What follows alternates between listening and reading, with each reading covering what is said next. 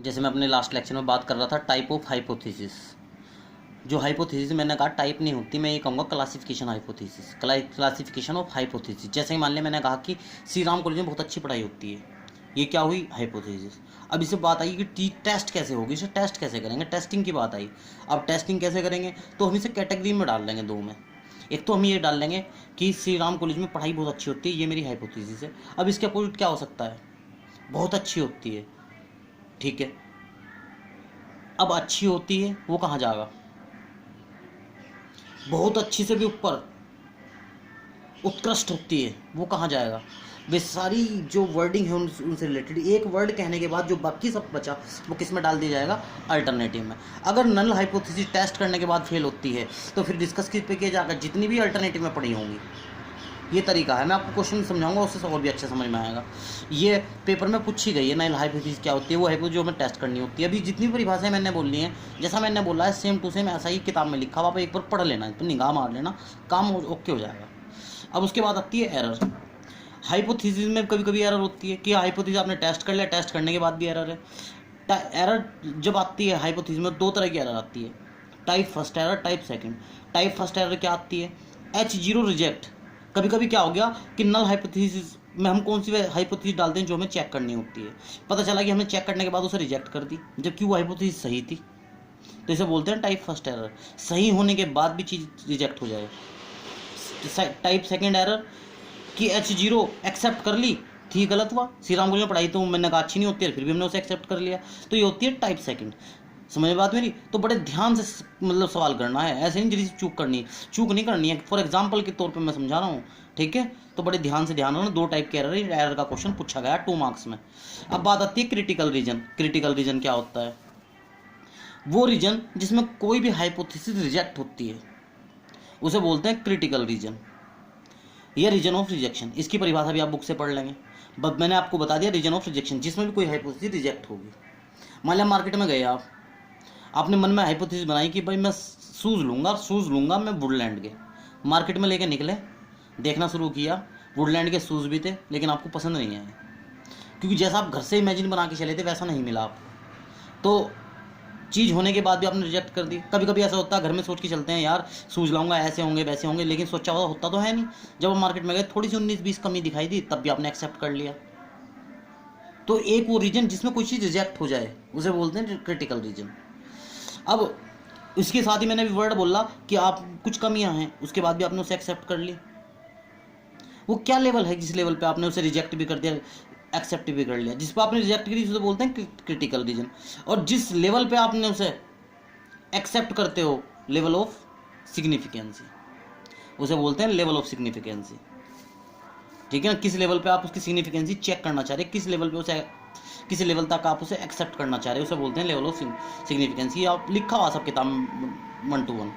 ये थ्योरी बतानी जरूरी है कि चैप्टर से स्टार्टिंग अगर आपको इतनी नॉलेज भी नहीं होगी तो बेकार है, फिर क्वेश्चन करना तो कोई बड़ी बात नहीं है। अब हम लोग क्वेश्चन ही ज़्यादा करा रहे हैं। अब सुनो ध्यान से, थोड़ा और आगे की तरफ चलते हैं। Test of significancy. अब सिग्निफिकेंसी टेस्ट करेंगे अब सिग्निफिकेंसी टेस्ट क्या होती है? जब हाइपोथेसिस अकॉर्डिंग टू वेरिएबल हो तब टेस्ट ऑफ सिग्निफिकेंसी 2 तरीके से की जाएगी। सिग्निफिकेंसी का मतलब मैंने क्या कहा, वो लेवल जिस पर कोई चीज़ एक्सेप्ट होती हो उसे बोलते हैं सिग्निफिकेंसी। टेस्ट ऑफ सिग्निफिकेंसी वो होती है, दूसरे शब्द में कहूँ, जहाँ पे नल हाइपोथेसिस एक्सेप्ट करनी होती है हमें, या उसकी रिजेक्शन के बारे में कुछ बताना होता है, उसे बोलते हैं टेस्ट ऑफ सिग्निफिकेंसी। जब हाइपोथेसिस आपकी अकॉर्डिंग टू वेरिएबल होगी तो उस टेस्ट ऑफ सिग्निफिकेंसी 2 मेथड से होगी। एक तो जेड टेस्ट, और राइट मैंने क्या लिखा, टी टेस्ट, एफ टेस्ट। अब 2 टेस्ट से क्यों होगी?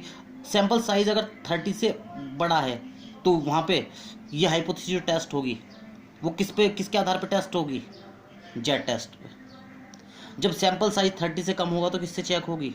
टी टेस्ट से, ठीक है ना। ये बात आपको याद रखनी है, टी टेस्ट से। टी टेस्ट से कब चेक होगी? जब सैंपल साइज 30 से कम होगा, ठीक है। जब हाइपोथेसिस आपकी अकॉर्डिंग टू एट्रीब्यूट होगी, किसी गुण धर्म के आधार पे होगी। मान लिया मैं कहने लगूँ कि मुस्लिम बच्चे बेहद होशियार होते हैं टेक्निकल कोर्सों में, तो धर्म के आधार पे दे दी मैंने, एट्रीब्यूट गुण के आधार पे दे दी हाइपोथेसिस कि भाई बहुत अच्छे बच्चे हैं। मैंने कह दिया मुजफ्फरनगर के बच्चे बहुत अच्छे हैं, तो मैंने क्या कर दिया, स्टेट वाइज मुंह से निकाल दिया वर्ड। तो इसे हम क्या बोल लेंगे कि एट्रीब्यूट, किसी गुण को ले रहा हूँ मैं, उसके आधार पे जब मैं हाइपोथेसिस ड्रॉ कर रहा तो उसे बोलते हैं अकॉर्डिंग टू एट्रीब्यूट। उस केस में जब अकॉर्डिंग टू एट्रीब्यूट हाइपोथेसिस आपको दी जाती है और वो टेस्ट करने के लिए कहता है तो काई स्क्वायर टेस्ट से चेक करते हैं, जो चाई स्क्वायर टेस्ट भी बोलते हैं हम। और अगर अकॉर्डिंग टू वेरिएबल है, मैंने क्लास में कहा 5 फीट हाइट के जितने बच्चे हैं इस क्लास के अंदर सारे होशियार हैं, तो वेरिएबल सेट कर दिया 5 फीट हाइट। अगर मैं कह रहा सारे मुस्लिम बच्चे होशियार हैं, धर्म के आधार पे कह दिया, वो किस पे चली गई, अकॉर्डिंग टू एट्रीब्यूट चली गई। तो इस तरह जब गुणों के आधार पे हो तो हम उसे क्या बोलते हैं, अकॉर्डिंग टू एट्रीब्यूट। और जब हाइपोथेसिस किसके आधार पे हो,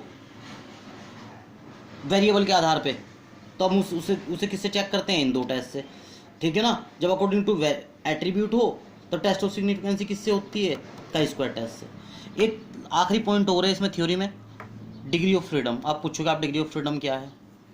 देखो डिग्री ऑफ फ्रीडम क्या है, जब सपोज करो मैं एक एग्जांपल से दे रहा आपको ये सब चीज़ें किताब में पढ़नी है, जिस तरह मैं बता रहा इसी तरह लिखा हुआ, बस थोड़े शब्दों का फर्क है, वे शब्द टेक्निकल शब्द हैं, वे यूज़ करने हैं हमें। डिग्री ऑफ फ्रीडम क्या है, मान लिया सपोज आपके पास में मैंने कहा 10 चीज़ों का सम x1 + x2 + x3 = 1 है, मान लिया। मैं आपको कह रहा कि मैं आपको x1 का मान भी दे देता हूँ और x2 का मान भी आपको दे देता हूँ। तो डिग्री ऑफ फ्रीडम कितनों की है, यहाँ कितनी वैल्यू आप अपने आप से निकाल सकते हैं। x3 आप अपने आप निकाल सकते हो, क्योंकि 2 वैल्यू मैं आपको दे दूंगा तो एक आप निकाल दोगे। डिग्री ऑफ फ्रीडम कितने की हुई आपकी, 1 की। ये डिग्री ऑफ फ्रीडम देखो यहाँ पे, मान लो सपोज आपके पास में 3 वैल्यू है, तीनों का सम कितना है, 1। मैं आपको x1 का मान भी दे दूँ, मैं आपको x2 का भी दे दूँ, तो x3 अपने आप निकाल लोगे, निकाल लो। जब 3 मान में से मैं 2 दे दूंगा, एक आप अपने आप निकाल लोगे, तो डिग्री ऑफ फ्रीडम कितनी की होगी, 1 की। तो यहाँ पे क्या है, डिग्री ऑफ फ्रीडम 1 है, इज 1। डिग्री ऑफ फ्रीडम को स्मॉल डी एफ से भी लिख सकते हैं, कैपिटल डी एफ से लिखते हैं, डिग्री ऑफ फ्रीडम पूरा वर्ड भी लिख सकते हैं। इस बात का ध्यान रखना, अगर 3 वैल्यू का सम 1 है और आप 2 वैल्यू मैं आपको दे दूं तो 1 की डिग्री ऑफ फ्रीडम है। तो इसे डिग्री ऑफ फ्रीडम हम कहाँ यूज़ करते हैं, जब हम टेस्ट ऑफ हाइपोथेसिस करते हैं। तो ये कोई गणित तो है नहीं, ये तो स्टैटिक्स है, स्टैटिक्स के आधार पर चीज़ें किस तरह टेस्ट होंगी, ठीक है ना। तो वहाँ पे कुछ स्टैटिशियन है, उन्होंने फॉर्मूले दिए हुए हैं, उन फॉर्मूलों को अच्छे से ड्राइव करते हैं, अच्छे से उन पर वर्क किया है, उस वर्क के आधार पर हम टेस्ट कर पाते हैं कि ये डेटा एक्सेप्ट होगा या रिजेक्ट होगा, या ये हाइपोथेसिस एक्सेप्ट होगी या रिजेक्ट होगी। तो वो सर्वे जो है, उस सर्वे के आधार पे हमें डिग्री ऑफ फ्रीडम की जरूरत पड़ती है। जैसे मान लिया डिग्री ऑफ फ्रीडम को मैं और तरीके से समझाने की कोशिश करूँ, जैसे कि मान लिया यूनिवर्सिटी ने ये कहा कि श्री राम कॉलेज में अगर बीटेक चलाना है तो श्री राम कॉलेज के पास इतने कमरे, इतने ग्राउंड, ठीक है ना, इतनी लेबोरेटरी, इतने टीचर, सब कुछ होना चाहिए। अब हर चीज़ अप टू डेट थोड़ा ही मिलेगी, कुछ ना कुछ कहीं ना कहीं जरा मरा सी कमी होगी।